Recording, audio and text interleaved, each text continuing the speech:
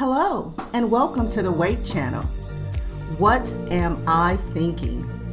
A podcast where two sisters share uplifting conversations on fun and sometimes serious topics.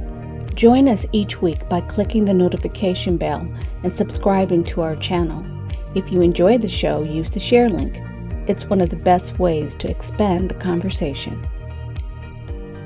Hello and welcome back to What Am I Thinking? Today is going to be a really quick summary of what I think about Real Housewives of Potomac. And I had to take a hiatus, and I'm sitting here with my therapy dog on my lap just to keep myself cool because that roller coaster ride of a season, I still haven't quite gotten over it. So let's just jump right into it. For me, the best way to review the Real Housewives is just to do them one by one because the theme of this year, I don't even want to really discuss some of the stuff that went on. All right, so I'm just going to start with Giselle. It's quite clear after listening and watching the Real Housewives of Potomac's 3-part reunion that the one thing that stood out to me is that Giselle needs to look up the word semantics. Semantics, or what that means, plays a large part in accusations that have been made. And again, no one is saying that a person is not allowed to feel a certain way about things. However, when you're talking about a person's life, you do have to be careful. I think the primary thing with Giselle is that being on this particular platform, she really has not been able to bring her life to the screen. And if whatever is going on in your life, you feel that it's not enough to hold the fans' attention, because quite frankly, whenever her scenes come on, I leave the room. That's a great time to put clothing in the washing machine or put them in the dryer. Or if it's recorded, I fast forward. You're not good in the producer role. You create a lot of damage and leave a lot of collateral damage. And quite frankly, if you're not able to bring your life, and I mean just you, to this reality show, maybe it's time for your ship to sail and to move on to something else. Next up to bat is Robin.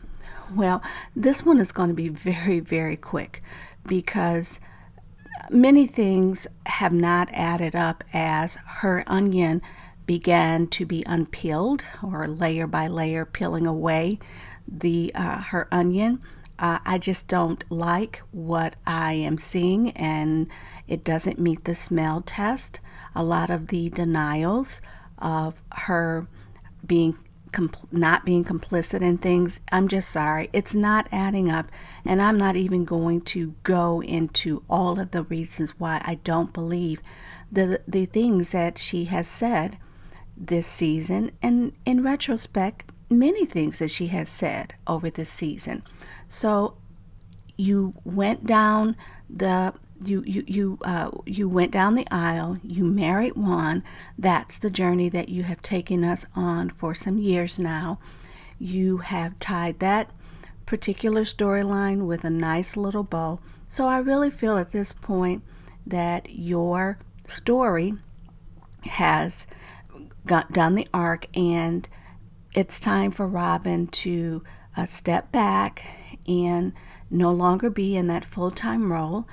If she wants to be a friend on the show, that's fine. But I think that what her story has been about is her family, her relationship with her now husband, Juan. You gave us that. It's done. And it's time for some new things to be done on the show. So, Robin, can't say that I really have enjoyed you like Giselle. When your face or you come on the screen, that's a great time for me to take care of the dishes, load the dishwasher. I was never really entertained by her storyline. So I'm happy that she has married her love, and that her hats are doing fine and that her podcast is doing fine. But as for being on a reality show, at this point, I really don't feel that she has much more to give. Thank you, Robin. Next, we have Ashley. Oh boy. Okay. I have had to really think about this one because from season 1, this was a wild card. And at times when you thought that perhaps marriage and children had calmed her down, I think because sometimes when people in their own lives aren't happy, they make sure that other people in their lives are not happy. I really think that for Ashley, she needs to step away from reality TV. She has 2 beautiful boys. She is now divorced from her husband. She has made some very unwise decisions as she exited that marriage, and she really needs to come to terms with some things because I'm concerned that her staying on the show, she's not happy. That forced smile and the animosity and the jealousy that is directed at certain cast members, it's not a good look. And I think that there's time that the time has come for some self-love for her. So we saw her journey. She has her 2 children. She's exiting a marriage that didn't quite work out for her. And I think that she needs to step away from reality TV, period, and to find a life in the private sector and focus on being a mother to her son. So again, bye, Ashley, and thank you. Now we're on to Karen. And I'm not even going to use the title that was given to her, and now people are angry that she took something that was slung at her in a negative way and she kind of spun it into gold. But Karen is this enigma to me. There are parts of her that I think she wants to show, and there's a lot of her that she's not willing to show. And the very fact that some of the things that she shows it may not be very interesting, but one thing I can say is her confessionals are quite funny. So I'm still on the fence with Karen. I think that she has a lot of fans, and to remove her from the show would be quite a blow, I think, to the Real Housewives of Potomac. So what I would say to Karen is I do agree that I don't like the fact that when they come after her husband is the collateral damage. And I think that that's what people forget, is by talking about whatever her extracurricular activities are, allegedly, and that's what they are, alleged. You have to remember that by calling her out, you are also calling out her husband. And I think the women, they're the ones that are paid to be on the show. If you want to come for her, just come for her and don't pull her husband into it. That, I think, is not fair. So Karen, if you do remain on the show, I just think that bring something to the show that is outside of your home, that is not a part of your daughter or your husband. And maybe if your storyline is interesting, maybe they'll leave you, your relationship, and Ray alone. Let's just see how that works out. Next is Candace. Candace, if I could stand up and applaud, if I could have you to say, and the Oscar goes to, my dear, it would be you. When you first came on, I saw that they were coming for you when you all were, I can't even remember where it was. You were walking, you were trying to be a part of the conversation. They were purposely dismissing you and you were crying. You went to Karen and you were trying to get her to talk to you. It was quite evident at that time that these women wanted to shut you out and shut you down. And there were times when they had that carrot baiting you and you took it. Well, this year you rose to the occasion. You stood your ground. You were yourself. You did not take their bait. You kept your cool. And I applaud you. And I would say of all the seasons that you have been on this cast and this show, this season by far was the best season for you. I enjoyed watching you, and I enjoyed watching you give those women dust. I hope that your career soars like a shooting star, because for what you endured on that platform, the platform of the Housewives, what you endured, you deserve every success. Thank you. Now we move on to Wendy. Wendy. I still feel like we're getting to know Wendy. I think when she came on, it's kind of hard to join an ensemble cast that have been with each other for some time and you're trying to find your way. But Wendy is another one that I feel before we even really got to know who she was, there were these rumors about her and people saying negative things about her. Wendy, what I would like to see you do is, I applaud you for your degrees, but okay, going into future seasons, we know you have the degrees. You don't have to keep saying it. You don't have to keep reminding us. We know, we get it. Okay, so now let's move beyond that. And you do not have to force people to be your friends. During the break, that's one of the things maybe you could do is I would love to see a real bond between you and Candace, if that's even possible. But most importantly, I don't want to see forced friendships or fake friendships. So for Wendy, I would just like to see more of her life, more of her lovely family, maybe even some more time with her mom, because that's comedy in and of itself. Thank you, Wendy, for a nice season. And I am sorry for the way the girls treated you. It was absolutely deplorable and it was hard to watch.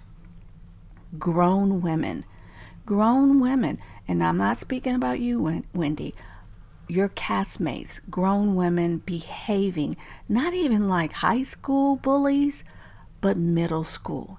It sunk to a low. And for Giselle to use words like, I just don't like her, and that's the reason that I did not look out for her in Miami. And I know that that's not verbatim what she said, but that was the sum of it. That was the most disgusting thing that I had ever heard. And it speaks to what Candace said. You have to have a soul and care about people. Even if they're not your friend, you can still care. That's called common decency. But clearly, she buckled down on it, which to me says she doesn't have common decency. So I hope better for you in the coming seasons. Mia, I feel that we literally don't know who you are. We know the person that you have said you are, but I'm not sure if you have spun a tale for the past 2 seasons. You are an admitted liar. You were willing to destroy a friendship on national TV, on that platform. I feel that sometimes when we give people the notice or the stage, or you put the mic in front of their face, you give them that fame, it flops, it fails. I really think that this is not the platform for Mia. I think that Mia needs to focus on her marriage to G, focus on her children, and perhaps find something else to do, because if I'm watching lies, I can just turn on regular TV and watch a drama, a play or a TV series. Reality, let's look up that definition, Mia. It's not spin a tale. It's tell us the truth. And for the past 2 seasons, you've not been able to do that. So I would say goodbye, maybe be a friend of. And let's let Jacqueline step forward. I did not get the opportunity to see very many scenes with Jacqueline, and it really bothered me that she came in right away being the defender of Mia, and unfortunately seeing what that meant to Mia. Nothing. So just for that reason, if Jacqueline comes back, it would be nice to see her. If not a full-time castmate, again, just a friend of. I enjoyed her because it seemed like for a while she was pushing back at the lies. You could see that she was struggling with the lies. At the very end, she came out with the truth. Charisse. 2 words. No. No. Moving on. Producers, what I would like to say is that you guys get an A+ for debunking the lies that were told on Chris. I thought that that was wonderful and that you did it in real time. You didn't let the entire season go by with the lies gaining traction, because one thing is true about lies. It's like a snake. You got to cut that head off quick, fast, and in a hurry, and that is what you guys did. But where you get a D is for letting the castmates for that entire season run away with lies and letting castmates be the producers and allegedly trying to encourage castmates such as Giselle and Ashley to lie. We watch for reality. Let real things happen and leave it to us as the audience to judge, to come to conclusions as to whether it's entertaining or not. We don't need you pouring, as Ashley says, sauce on the entire situation. Just be there to keep the ladies in line and to keep the water glasses from flying and the purses sailing across dinner tables. So I would say, overall, the final grade for this particular season of Real Housewives of Potomac, a solid D. And I struggled to give it that D.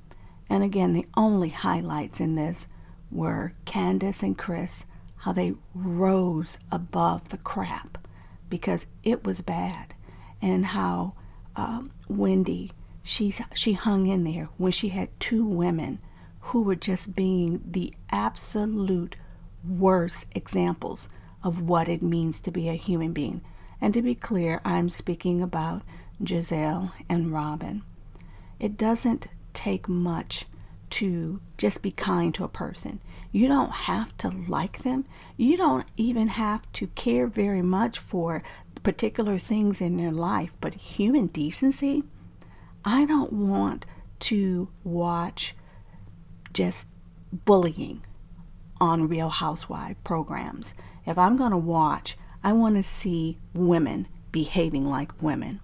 So before you guys get back to filming over there, bravo for the Real Housewives of Potomac. I really think that the pause button needs to be pushed while you guys figure this out, while you tell your castmates your days of producing are over. And then once you let some of the heavy and that dead weight go, bring on some fresh, new, real people, allow the women to develop real friendships. That's when I'll be ready to sign back on. But if you bring back the same old, I'm sorry.